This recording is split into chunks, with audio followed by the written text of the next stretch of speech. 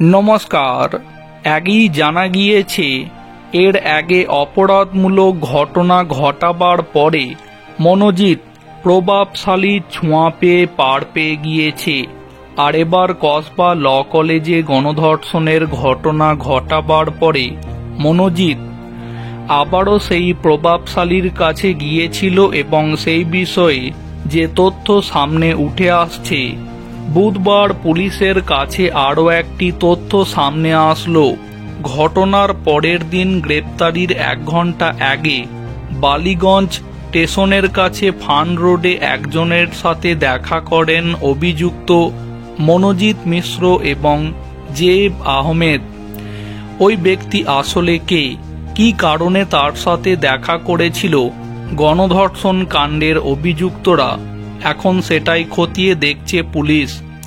সূত্র অনুযায়ী খবর, দুজনের মোবাইল ফোনে টাওয়ার লোকেশন পরীক্ষা করে জানা গিয়েছে ঘটনার পরের দিন অর্থাৎ 26শে জুন সন্ধে 6:25 ফান রোডে কারুর সাথে দেখা করেছিল মনোজিৎ এবং জেইব। এর 1 ঘন্টা পরে সন্ধে 7:20 বোসপুকুর তালবাগান এলাকা থেকে মনোজিৎকে গ্রেপ্তার করে পুলিশ।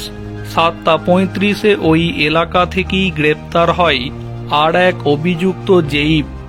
ইতিমধ্যে পুলিশের একাধিক প্রমাণের সাথে হুবহু মিলে গিয়েছে নির্যাতিতার বয়ান। এখন খতিয়ে দেখা হচ্ছে এই ঘটনা ঘটানোর পরে কি কাউকে ধরে আইনের চোখে ফাঁকি দেওয়ার চেষ্টা করেছিল মনোজিৎ। এর আগেও বহুবার মনোজিতের বিরুদ্ধে নানা অভিযোগ উঠেছে, তখন পুলিশকে জানিয়েও লাভ হয়নি বলে অভিযোগ অনেকেরই।